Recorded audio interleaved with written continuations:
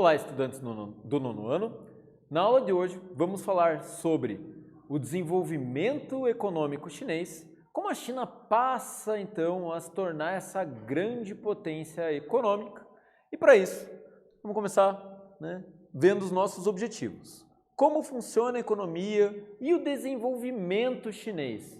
Eu paro para pensar como que a China se tornou essa grande economia e como é complicada a situação de um país ter a base política comunista, mas a base econômica capitalista. Bem, a China atualmente é a segunda maior potência mundial e a terceira maior potência militar já do planeta. Provavelmente em 10 anos eles consigam passar essa posição para a segunda posição, deixando a Rússia para trás. E como será que eles conseguiram chegar nesse grande patamar econômico? Como será que a China acaba conseguindo se desenvolver tanto em pouco tempo, relativamente pouco tempo? Vale lembrar que até o século XIX, a China era uma monarquia. Só no início do século XX a China passa a se tornar um país, uma república. E ainda, só depois de 49, a China passa a se tornar um país socialista. E quando ela se torna um país socialista, muita coisa vai acontecendo com o país, como nós já vimos em aulas anteriores, levando uma grande recessão e em 30 anos a China se destaca e aflora como uma grande economia. Bem, tudo começa ali com o grande salto adiante. O que será que foi essa política do grande salto adiante? Vamos ler aqui. No final da década de 1950, a China lançou a política econômica denominada Grande Salto para Frente. O projeto foi criado baseado no modelo soviético. Houve uma mobilização em massa de trabalhadores, especialmente os trabalhadores camponeses. A lógica do Grande Salto Adiante era tentar copiar o modelo soviético e isso não vai acontecer muito bem. Num primeiro momento, a China já vive uma grande recessão. Vale lembrar que a China era um país feudal antes disso. De repente, eles passam por um breve momento de república e já depois da Segunda Guerra Mundial, essa lógica de tentar planificar a economia. Como que você vai planificar a economia? Trazendo a indústria. Mas a China não era um país industrializado. E para ela trazer a indústria, ela não leva em consideração a opinião de especialistas. Não levando em consideração a opinião de especialistas, não disponibilizando formações acadêmicas para novos profissionais, simplesmente fazendo os camponeses irem trabalhar em fábricas, muita coisa tende a dar errado. Então, o grande salto adiante, foram estabelecidos 3 importantes passos iniciais para a modernização do país. Primeiro deles, aumentar a irrigação, realizando trabalhadores de controle de enchentes e renovação da terra. A China, até a atualidade, é um país muito rico na produção do arroz, na risicultura, e essa produção ela é feita em larga escala e quase sem nada de maquinários. A partir desse momento do grande salto adiante, a ideia da China é passar a exportar arroz, mas ainda assim tem uma população gigantesca vivendo lá. Então eles colocam muitos trabalhadores para trabalharem no campo e muitas pessoas trabalham no campo, acumulam horas de trabalho, também trabalham nas usinas, tanto alimentícias quanto também nas mineradoras. A China aumenta a produtividade agrícola, levando milhares de pessoas a trabalharem na agricultura, e eles tentam também expandir a produção industrial de forma horizontal, através de pequenas indústrias locais. Assim como na União Soviética, o grande foco aqui são as indústrias siderúrgicas e indústrias bélicas, mas na China, principalmente indústrias siderúrgicas. Você vai tentar fazer aço com o material que eles tinham disponível. A China tem grandes reservas de carvão, mas tem uma grande deficiência em reservas de outros minérios, como por exemplo o ferro. Na verdade, muitos críticos falam que a China, ao invés de ter dado um passo adiante, deu um grande passo para a fome. Vamos ler aqui o porquê. Em 1959, a liderança política do país se reuniu para discutir os impactos do Grande Salto. O então ministro da Defesa, Marechal Peng Dehuai, criticou os anos iniciais, principalmente por conta dos sucessivos fracassos ao tentar modernizar o país, sem se preocupar com as sugestões de especialistas. Peng foi demitido e substituído por Lin Biao, que deu início ao expurgo dos apoiadores de Peng, tratando eles como burgueses e oportunistas. Basicamente, Peng foi um dos apoiadores de Mao Tse-tung no começo da Revolução Chinesa e depois ele é tido como um burguês ou capitalista. Então, tanto ele quanto os apoiadores passam a ser perseguidos, seguindo a lógica do livro vermelho do Mao Tse-tung. Muitas dessas pessoas foram assassinadas das formas mais grotescas possíveis. Não houve salto adiante, na verdade. O fracasso do projeto do Grande Salto Adiante de Mao Tse-tung resultou em momentos catastróficos para o país, como, por exemplo, uma grande catástrofe alimentar, aproximadamente 14 milhões de mortos. 14 milhões de mortos é um número difícil até de quantificar para nós termos uma noção de quão catastrófico foi. Muitos desses morreram de fome, outros morreram por morte violenta, ocasionada pelos apoiadores do Mao Tse-tung, além da grande recessão econômica que o país passa a viver. Vale lembrar que durante toda a década de 1950, a China estava se isolando do mundo entre a década de 50 e 60. Até 59, a China ainda tinha uma certa parceria com a União Soviética, mas toda a década de 60, a China se isolou completamente do mundo e viveram por conta. Em 1949, os conservadores chineses se refugiaram na Ilha Vitória, né, e deram ao início a uma nova China, né, uma China capitalista, enquanto a República Socialista da China, ou República Popular da China, é a China continental e que vinha sofrendo vários problemas econômicos até aquele momento. Em 1966, uma nova recessão, o que ficou conhecido como Revolução Cultural e o uso do famoso livro vermelho de Mao Tse-tung. Dessa vez, o problema acontece justamente por conta da Revolução Cultural. Um quadro geral de obsolência, né? Os produtos chineses eles eram muito obsoletos próximos ao que se tinha no resto do mundo. Vale lembrar que durante a Segunda Guerra Mundial, a China recebeu muito apoio dos Estados Unidos e da União Soviética. Em termos bélicos, o que eles tinham já na década de 60 ainda eram aqueles materiais que foram usados na Segunda Guerra Mundial.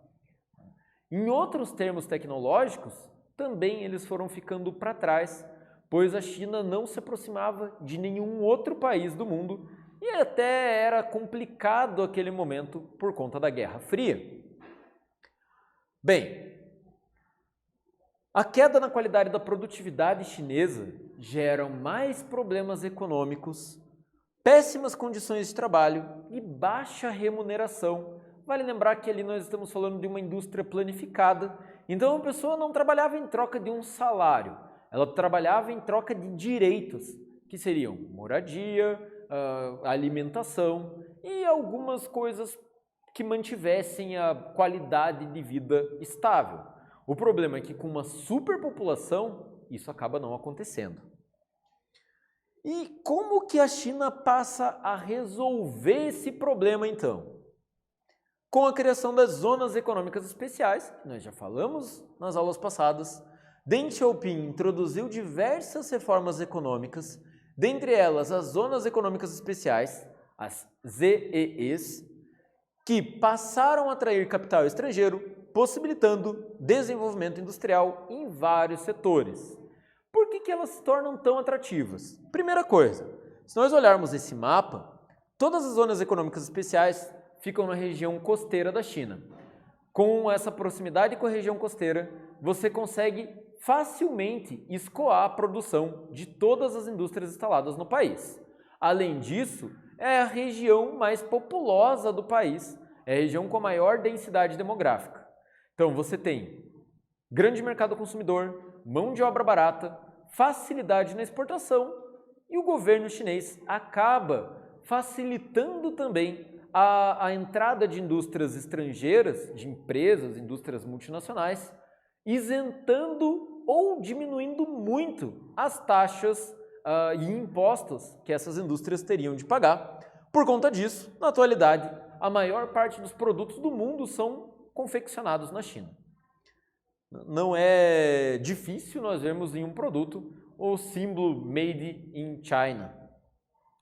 Bem, a partir de 2001, a China se aproxima economicamente da Organização Mundial do Comércio, a OMC, sinalizando de uma vez por todas o fim daquele modelo mais fechado.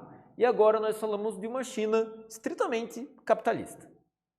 Você tem ainda um governo controlador, muitos alegam que ditatorial, mas, por outro lado, você tem a economia aberta nas zonas econômicas especiais. Isso é muito importante lembrar. No interior da China, na região das montanhas e nos desertos, e as cidades mais camponesas, eles vivem arduamente ainda um sistema mais voltado para o comunismo conservador. Enquanto nas zonas econômicas especiais, você tem cidades tão desenvolvidas quanto qualquer outro lugar do mundo. Bem, pouco tempo após a entrada da China na Organização Mundial do Comércio, o país passou a liderar diversos setores da economia. Atualmente, a China já é a segunda maior economia do mundo. Muito disso se dá pelo rápido crescimento que já vinha acontecendo desde a implantação das zonas econômicas especiais, somado à grande população. A China, com 1 bilhão e 400 milhões de pessoas, é o país com a maior população do mundo e, fazendo uma analogia breve, para contar cada cidadão chinês, se demorasse 1 segundo para contar cada cidadão, seriam mais de 31 anos contando pessoas residentes da China. Isso, consequentemente, vai ajudar a alavancar a economia do país, uma vez que você tem um grande contingente na idade de trabalho. Então, mesmo sem precisar de grandes maquinários, a China consegue produzir muito por ter muita mão de obra. Essa mão de obra, por muito tempo, muito barata. Nos últimos anos, principalmente a partir de 2010, é que algumas leis trabalhistas passam a existir na China e essas leis trabalhistas começam a encarecer a mão de obra.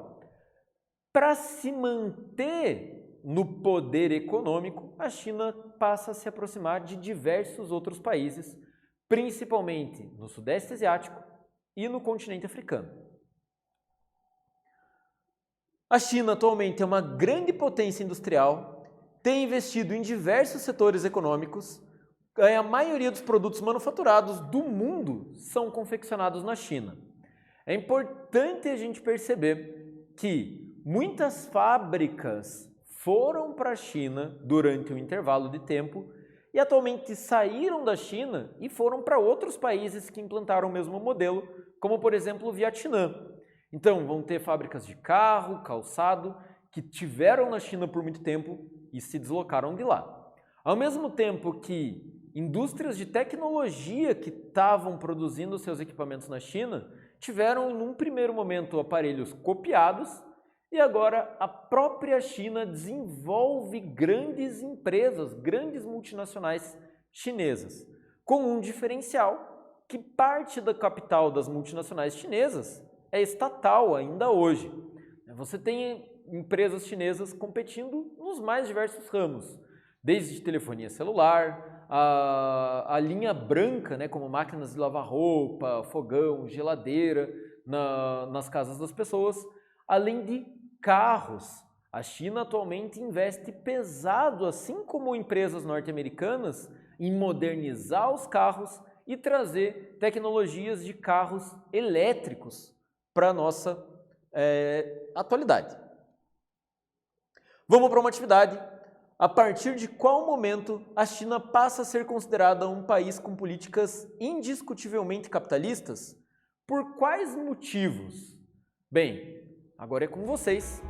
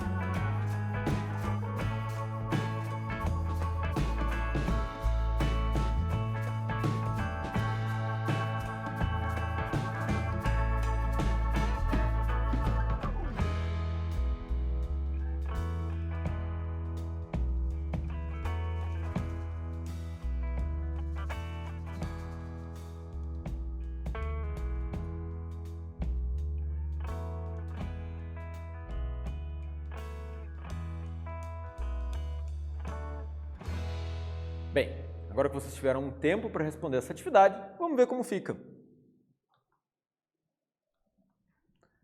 A China passa a ser considerada um país com políticas capitalistas após 2001, quando o país se tornou membro da Organização Mundial do Comércio.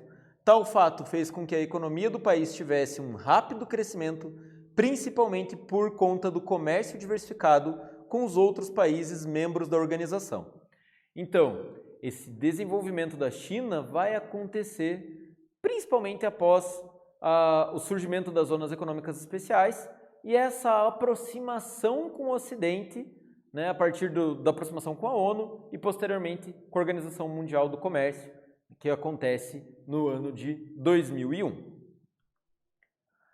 E atualmente, o mundo olha para a China como um grande potencial de desenvolvimento. Mesmo os Estados Unidos, que hoje em dia são concorrentes diretos da China, veem a China como um grande mercado consumidor.